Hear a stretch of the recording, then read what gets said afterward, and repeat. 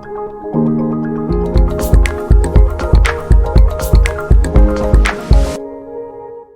kalau teman-teman tuli ini mereka misalnya kalau berkumpul gitu ya, itu biasanya ngapain?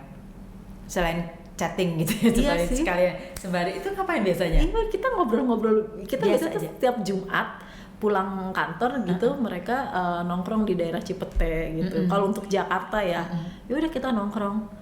Ya ngobrol-ngobrol sembarangan aja. Jadi kalau itu sih seperti kayak kita ngopi-ngopi gitu ya. Kalau di daerah di Solo itu karena bedanya ya menurutku tuh Solo Jogja itu nggak terlalu luas gitu. Bukannya nggak luas ya. Jadi misalnya ketika saya ada di Solo bagian selatan gitu ya di dekat Jogja maksudnya gitu. Nah, kayak misalnya saya di Kartosuro. Kita nongkrongnya di daerah UNS nih. Ya aku nggak tahu nih jaraknya kalau di Jakarta semana ya. Itu kita masih bisa naik motor dengan cepet dan kita nongkrong gitu bareng-bareng. Tapi kalau di Jakarta sesama selatan aja nongkrongnya di Blok M ya, jauh banget, capek. Walaupun tuh selatan, sama-sama selatan, sama-sama Jaksel gitu kayak lebih susah gitu untuk ngumpulin karena kan macet segala macam. Sedangkan kalau di daerah kan naik motor 10 menit juga nyampe. Iya, karena kan di daerah kan nggak seperti di sini kan macet. Iya, makanya kalau di daerah jadi sering banyak event bareng sama teman-teman tuli kayak misal dari universitas-universitas tertentu ngajarin membatik atau apa gitu. Tapi kalau misalnya dari segi akademis gitu, mereka kalau kita kan ada yang namanya yuk kita book review yuk, atau yuk kita nonton bareng yuk, atau apa, itu sama aja ya? Sama. Saya kan seringnya sama teman-teman tuli Solo ya. Itu kita dulu juga sering kayak karaokean sama teman-teman tuli kayak saya dulu suka minder kalau nyanyi sama teman dengar. Kayak suara gue jelek banget gitu. Tapi kalau nyanyi sama tuli kayak pede. Gitu. Gasken ya. Kayak kita kayak gitu terus nyanyi terus tapi teman tuli juga bisa nyanyi dia? Iya bias. Kan mereka verbalnya nggak masalah sebenarnya kan. Iya nggak ada nadanya aja. Oh iya nggak ada nadanya, nggak ada ininya ya. Iya lo baca liriknya cuma pengen, kadang kita cuma pengen teriak-teriak doang kan. Gitu kayak nonton film gitu. Jadi dulu tuh ada kejadian cukup lucu menurut saya. Saya nonton film sama teman tuli, terus teman tulinya kita nonton film horor. Kan kalau hantu mau keluar tuh ada sound yang suaranya. Iya, kan saya udah gitu kan. Kayak temen tuli gitu, ih takut ya. Soalnya kita dong tuli dong, kayak nggak ngaruh gitu kan. Kayak ada apa gitu. Terus pas lagi nonton gitu temen tuli saya tuh makan. Dia naruh makanan di dalam tasnya, terus ditaruh di dalam kresek. Dan itu berisik banget, kayak kosak. Terus dia tuh yang pede banget. Saya tuh emang kedengeran ya itu di dalam bioskop gitu kayak aduh. Itu sih paling sisi lucu-lucunya temen-temen. Tapi gitu. bagus ya, maksudnya sekarang makin lama makin berkembang. Iya. Orang-orangnya berkembang itu maksudnya makin keluar. Iya. Nggak takut, iya, nggak malu. Betul. Tahun 2011-an itu bahkan mereka tuh teman-teman tuli saya tuh di Solo tuh mau bayar makanan aja. Mereka tuh minta tolong ke saya. Ya Winda tolong dong, tadi aku makan ini atau aku mau mesen. Kayak mereka nggak berani ngomong, malu, takut dia nggak ngerti, takut yang jual nggak ngerti. Terus suatu hari saya ingat banget, saya pernah ditantang sama mereka kayak oke, kita jalan, kita makan di tempat makan. Kamu coba gimana ketakutan kita, kamu coba jangan ngomong, pesen makan di restoran itu cepat saji, kamu nggak boleh ngomong, pakai isyarat. Ibu saya takut banget sumpah, kayak kayak takut bener. Itu nggak seperti sekarang yang saya rasain ya. Pada saat itu tuh kayak gimana ya, kayak bener segitu takutnya. Dan aku langsung kayak jadi selama ini mereka merasakan ketakutan itu ya kalau ketemu sama orang dengar. Dan alhamdulillah sih sekarang karena sudah mulai terekspos ya teman-teman bahasanya. Jadi udah mulai pede, kayak ya sudah kita pakai bahasa isyarat aja gitu. Jadi mereka juga lebih bergaul, lebih bergaul sebenarnya ya, lebih terbuka. Akses kan juga sudah mulai orang-orang udah mulai sadar nih, sudah mulai aware, pemerintah juga sudah mulai aware. Kan malah sekarang pemerintah mendukung sekali kan. Iya. Seperti Quran ada bahasa isyarat. Bahasa isyaratnya, kemudian Alkitab juga Ada. rasanya tahun lalu deh kalau nggak salah. Itu juga keluar video kan ya videonya biasanya. yang dikasih ke beberapa daerah Iya, sebenarnya. betul. Jadi dengan fasilitas apa aja sih yang misalnya dibutuhkan dan pemerintah sudah berikan? Kalau nggak pemerintah ya misalnya organisasi-organisasi sosial atau apa, itu bukan kira-kira ya, apa yang mereka lakukan sebenarnya untuk membuat kita bergandengan tangan gitu? Pengennya bersama-sama. teman-teman kalau dari pemerintah kayak sekarang sudah ada juru bahasa isyarat untuk di TV. Tapi buat teman-teman itu balik lagi kayak ini masih setengah-setengah nih pemberiannya. Kan Maksudnya setengah-setengah. juru bahasa isyarat terlalu kecil untuk tayangan di TV. Kadang-kadang ketutup iklan, kadang-kadang dia hilang, atau muncul lagi gitu kan. Terus teman-teman tuli tuh bilang kayak aku juga pengen nonton seperti orang dengar nonton, kayak kalian bisa nonton sambil berbaring di sofa kan, kalian bisa nonton sambil makan karena bisa dengar. Sedangkan kami kalau nonton berita penerjemahnya kecil, kami nggak bisa lihat. Itu betul sekali. Iya, minimal kayak berapa sih Bu ukurannya kalau dari satu gitu 3/4 kali ya. Itu untuk JBI. Iya, karena mereka kan ini ya biasanya tuh kecil banget kok. Kecil banget, jadi kayak masa kami nonton harus seperti ini sih gitu, harus deketin TV-nya kayak. Apalagi kalau dia udah benar-benar cepat kan. Iya, terus kadang-kadang ada iklan, kitanya nggak kelihatan. Iya, ya seperti itu. Jadi menurut mereka tuh kayak ini mau ngasih kok masih setengah-setengah gitu. Terus alhamdulillah kan waktu itu 2022 kan saya sempat viral tuh Bu. Nah pas di viral itu pesannya teman-teman adalah ayo dong hiburannya dong kita diadain gitu. Dan alhamdulillahnya tuh dari situ. Kamu sempat viral apa sebenarnya? Oh itu lagu yang di Istana 17 Agustus. Oh oke. Viral kan sempat diundang ke beberapa TV tuh. Terus kayak pesannya kayak ini kan gue lagi viral nih, pesannya apa nih, tapi jangan yang berat-berat ya soalnya ini arahnya nih hiburan, karena waktu itu viralnya karena lagu kan. Terus kayak dari teman-teman tuli tuh ini dong kalau film Indonesia kasih caption supaya kita juga nonton. Kita tuh nggak pernah nonton film Indonesia loh gara-gara nggak pernah ada captionnya. Iya karena konsumsinya untuk teman-teman dengar ya kan jadi kepikiran. Katanya menggalakkan perfilman Indonesia tapi dia lupa bahwa di Indonesia juga ada tuli gitu kan. Alhamdulillah sekarang mulai film-film Indonesia ada caption berbahasa Indonesia gitu. Terus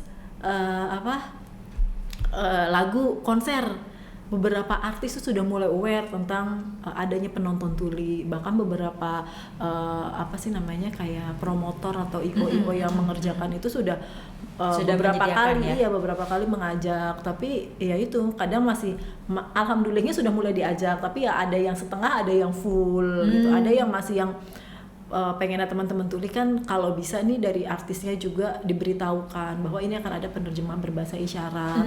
Diberitahukan mungkin bagus juga tuh. Jauh-jauh harinya nih Bu. Jadi biar si artis ini pengennya teman tuli tuh bisa berkomunikasi apa sih yang dibutuhkan teman tuli ketika nonton konser. Misalnya dikasih yang udah melaksanakan tuh kayak Gitaf itu dia bahkan mengajak teman tuli untuk menjadi penyanyinya di situ, berkolaborasi. Dan ada Yura Yunita gitu. Nah pengennya teman-teman itu ketika konser artis-artis itu dikasih teks tuh belakang lagu-lagunya. Terus ada juru bahasa isyaratnya juga.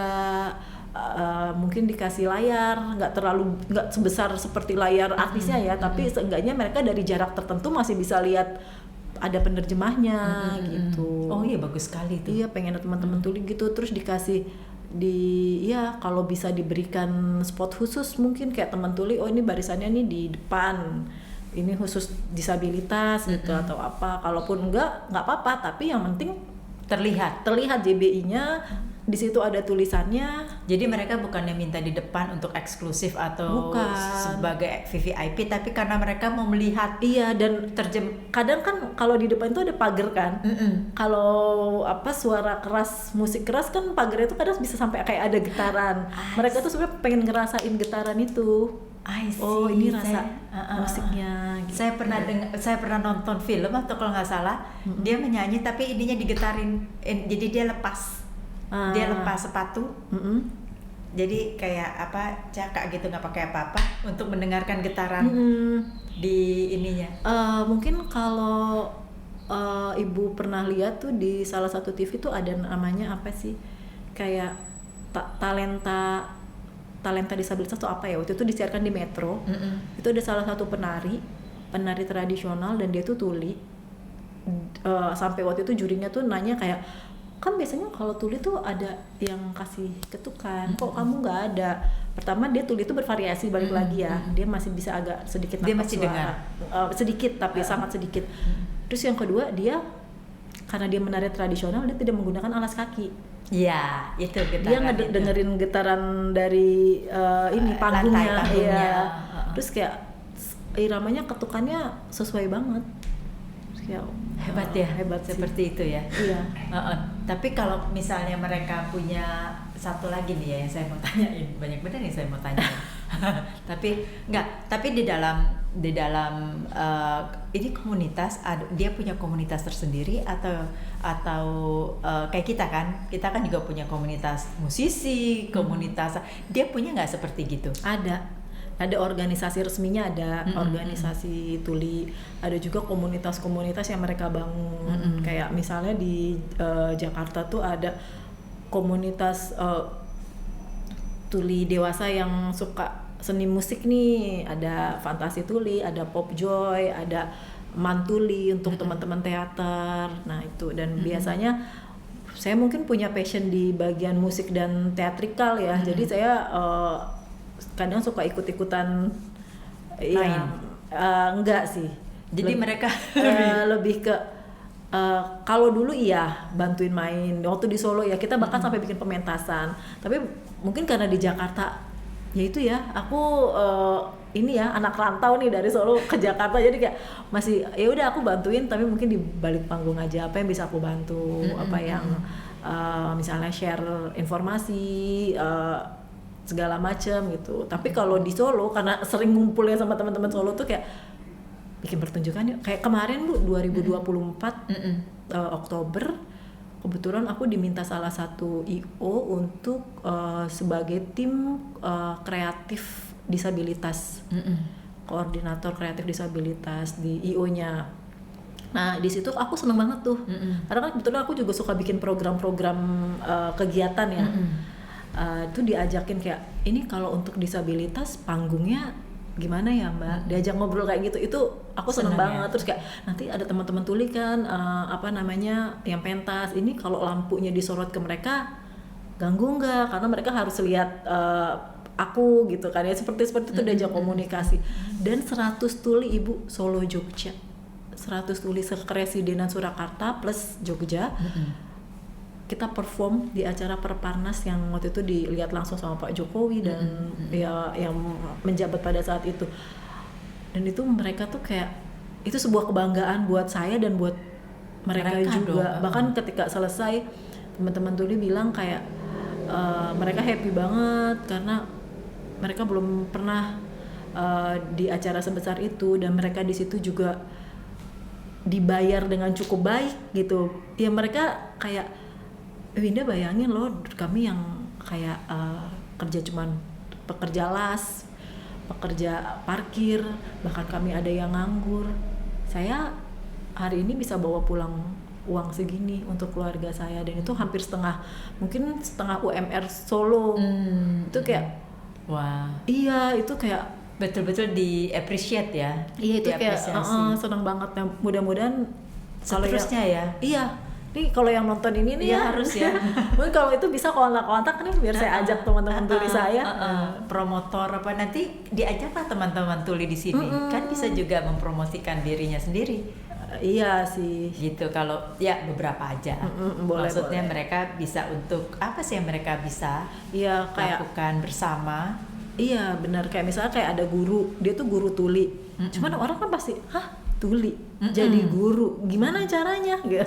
Nah yang kayak gitu-gitu kan, kalau saya maksud untuk pribadi saya bertanya, mungkin saya bisa pertanyaannya itu nggak agak aneh gitu ya, karena udah tahu-tahu sedikit lah. Tapi bagi yang mereka tidak terbiasa atau malah agak sedikit cuman gitu kan, apalagi masih ada sebutannya bukan teman tuli tapi masih dengan tunarungunya, itu kan betul-betul nggak tahu sebenarnya proses dari sebutan itu sampai dengan kita bilang tim teman tuli itu kan nggak tahu proses kesini kan lebih baik, lebih terbuka, ya kan. Dan ternyata ya ini teman-teman yang sama, cuman ya mereka tidak bisa sama juga, mereka tidak bisa mendengar, ya kan. Tapi kan sebenarnya kita juga semuanya panca inderanya oke, semua oke, tapi kan ada juga yang tidak bisa membaca. Iya bukan? Betul. Bahkan teman tuli baca bisa. Tuli kan enak bisa baca bisa. Ngerti apa enggak gitu kan? Karena bahkan teman tuliku sendiri, dia guru nih. Dia cerita, ada muridku dia di sekolah tuh bayaran mahal gitu. Ada shadow teachernya non disabilitas, terus dia disuruh baca. Saya coba tes baca. Saya tanya, apa maksud bacaanmu apa? Dia nggak bisa menjelaskan bacaan itu. Dia baca bisa tapi nggak ngerti. Nah itu karena minim literasi. Kan orang semua bicara, dia nggak dapat literasinya. Bahkan ya apalagi kalau dia perempuan disabilitas. Dalam hal ini misalnya perempuan tuli, banyak kasus-kasus kekerasan fisik, seksual itu yang akhirnya karena ketidaktahuan mereka bahwa mereka itu kamu tuh mengalami kekerasan, hak-hak kamu tuh dilanggar, tapi mereka kayak enggak kok, saya enggak merasa cuma gitu. Merasa sakit aja udah selesai. Iya, nggak tahu. Dan bahkan kayak ada satu kejadian yang dari teman-teman, kamu tuh kalau diperlakukan kayak gini dalam pernikahanmu sudahi saja gitu kan, ini kamu tuh mengalami kekerasan fisik, verbal, psikologis, kena semua gitu. Enggak, tapi soalnya kata mertua saya itu yang paling disayang, jadi saya nggak boleh bercerai. Dan kayak salah diterjemahkan. Iya, karena mereka nggak tahu kurang pemahaman literasi. Bagi teman-teman tuli yang sudah teredukasi dengan baik, itu pasti kayak dan itu banyak banget di daerah Bu Lucy, itu banyak banget tuh teman-teman tuli, kayak teman-teman tuli mungkin teman-teman tuli ada beberapa yang bekerja sebagai pekerja seks gitu.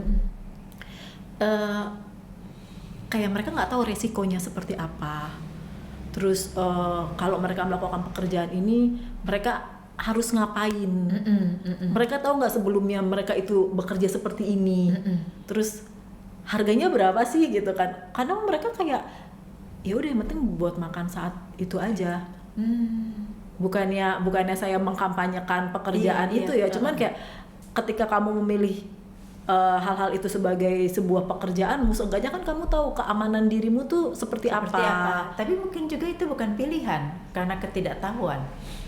Kebanyakan itu mereka yang dari saya tahu ya, mereka tidak tahu bahwa akan seperti itu, bahwa ada bahayanya. Karena saya beberapa kali pernah diminta kepolisian untuk menerjemahkan ada sebuah kasus yang akhirnya ada beberapa kali ketemu dengan teman-teman pekerja. Iya, terus kayak kalau kita lihat di kayak organisasi perempuan itu kan ada Perempuan Positif Indonesia tuh Bu ya. Apalagi perempuan aja udah rentan nih ya, ini ketambahan ini disabilitas, ya udah berlipat ganda ini jadinya. Double. Iya, apalagi aku langsung mikir kayak ke teman-teman tuli, waduh ini literasinya tuli susah sekali nih. Pemerintah atau ada komunitas apa gitu yang atau perusahaan atau apa gitu yang pernah yang apa sih, atau NGO bahkan ya, yang memberikan edukasi seperti ini, memberikan literasi. Alhamdulillah sih belakangan ada, terutama kayak di Jogja itu udah mulai sering kan ada beberapa edukasi, tapi tetap ada yang tidak teredukasi. Karena paling yang datang kayak orang-orang yang memang sudah gimana ya, kayak kita lah misalnya ngasih edukasi ke warga jangan membuang sampah, buktinya sampai hari ini masih aja ada gitu kan. Jadi tidak semua orang punya kesadaran bahwa itu penting gitu. Nah, kalau dengan era digital sekarang ini, bagaimana digital ini bisa dijadikan alat untuk sekarang sosialisasi kepada mereka, untuk edukasi untuk mereka seperti itu misalnya? Harus libatkan disabilitasnya sih Bu, menurutku minimal. Dilibatkan dalam hal apa? Kalau misalnya dia bisa desain, ilustrator, coba dia diajak dia bekerja. Pertama kita kasih lapangan pekerjaan buat dia, ya kan. Terus yang kedua dia paling tahu kebutuhannya tuh apa. Misalnya Tuli ini, oh Tuli tuh kalau aku mau bikin konten, kalian butuhnya apa? Oh butuhnya visual, masih JBI ya. Terus teman-teman Tuli, karena dia disabilitas, dia akan memikirkan disabilitas yang lain kadang-kadang. Kayak, tapi nanti temanku yang netra kan ada suara gitu. Iya gitu. Terus aku pikir kayak itu sebenarnya satu paket ya sebenarnya. Pengennya saya kayak misalnya kita mau bikin konten nih, pemerintah. Oke, dia sudah punya tim konten, tapi ini kayaknya nih sasaran kita juga disabilitas. Boleh kali dikasih 2 disabilitas untuk kerja lah di bagian konten. Teman Tuli yang ngedit videonya, teman Tuli yang ngedit visualnya seperti apa bagian situ. Nanti teman netra mungkin jadi voice overnya atau bikin ide yang bagus nih. Iya, terus kayak jadi pertama kayak kita memberikan lapangan pekerjaan buat teman-teman disabilitas. Kan banyak sekarang teman-teman disabilitas yang menganggur. Mereka dikasih pelatihan sama pemerintah tentang digital atau sama swasta tentang kayak Word, tapi habis itu selesai. Habis pelatihan nggak ada prakteknya, nggak ada lapangan lowongan gitu. Aku tahu kayak cuma 2 pelatihan sudah gitu. Kebanyakan seperti itu ya. Makanya saya kalau sama teman-teman ya, ketika saya diminta untuk, kan kebetulan aku juga sempat jadi program officer di beberapa kegiatan. Ketika saya yang bikin program dan itu kegiatannya menyangkut disabilitas, itu saya biasanya akan memastikan ke klien untuk kayak setelah ini outputnya apa nih, ikut pelatihan ini outputnya apa. Saya tuh kepengennya ketika misalnya itu perusahaan besar nih, kita ada kerjasama dengan beberapa perusahaan, pilih deh yang terbaik dari misalnya 50 peserta, pilih peserta yang terbaik 5 atau 10, magang di beberapa perusahaan yang mensupport kegiatan itu. Kan lumayan ya, mereka maksudnya magang, mereka tahu ini dunia kerja seperti ini gimana. Kalau bagus bolehlah dipekerjakan, dari hasil magangnya 1 bulan itu bagus, kamu kerja.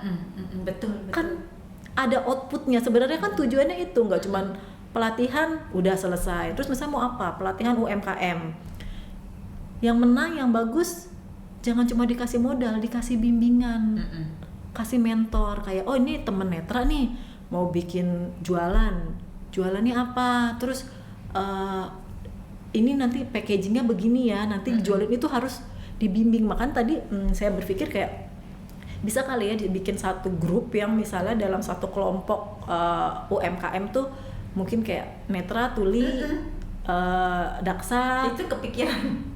Daksa jadi sama mungkin mentornya nanti adalah orang yang sudah bekerja di dunia e-commerce gitu. Jadi bener-bener bisa ngebimbing produk mereka. Karena kayak ada temenku netra, dia pinter banget bikin kue dan kuenya tuh enak. Terus kayak kita mau pesen nih, ya tutup dulu ya 2 minggu soalnya aku ikut pelatihan. Terus kayak nih, jadi daganganmu tidak konsisten, emang nggak bisa nih diserahkan ke yang lain gitu kan, biar ini jalan kamu juga bisa jalan. Mereka tuh kadang-kadang masih nggak seperti itu, karena yang istilahnya bisa bikin mereka aja.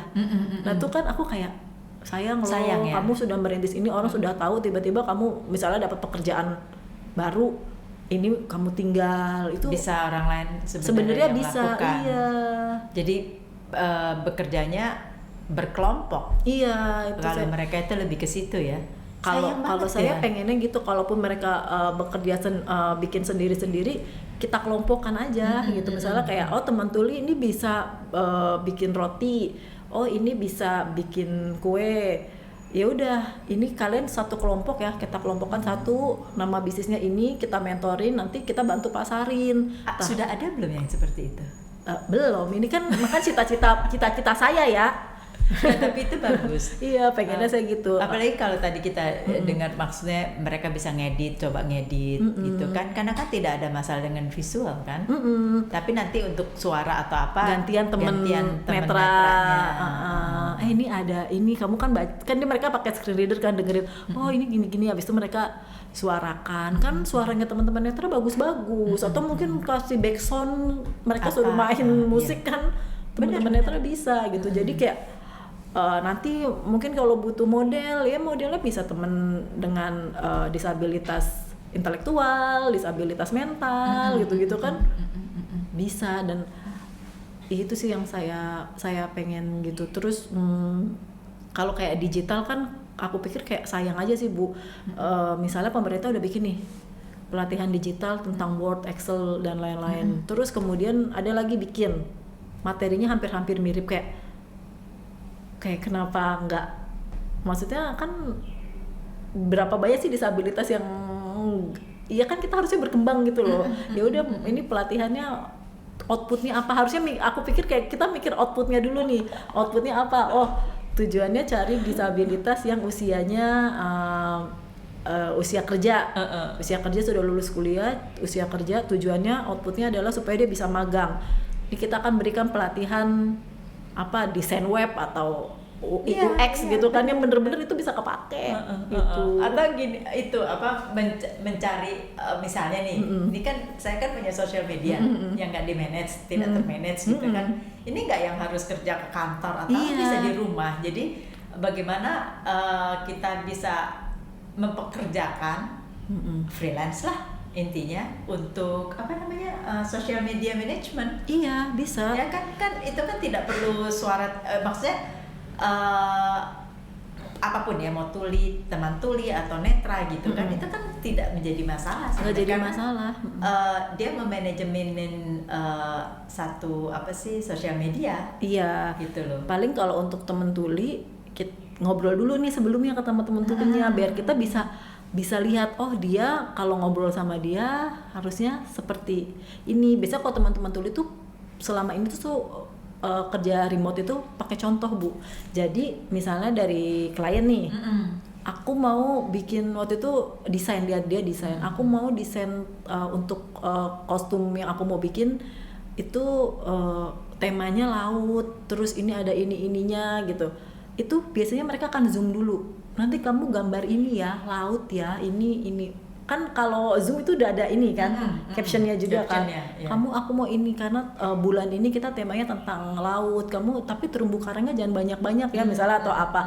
Jadi sebenarnya bisa kayak gitu untuk tuli. Terus kayak misalnya kita kasih tahu oh kalau nanti sama tuli bahasanya sederhana ya jangan yang terlalu berat kan kadang-kadang ada orang-orang tertentu kayak biar sopan nih kayaknya bahasanya yang wow gitu padahal kayak tulinya kayak aduh ini apa sih gitu yang sederhana tapi dimengerti. Bahkan tuh ada teman tuli yang merasa oh bahasa tuh harus bagus ya gitu. Dia ada cerita lucu karena dia belajar pakai sistem bahasa tadi ya dia anak SMP. Dia taunya kalau bicara dengan orang lain itu harus sopan dan dia bener sih cuma dia waktu itu ngomong gini saya mau berpulang dulu ya.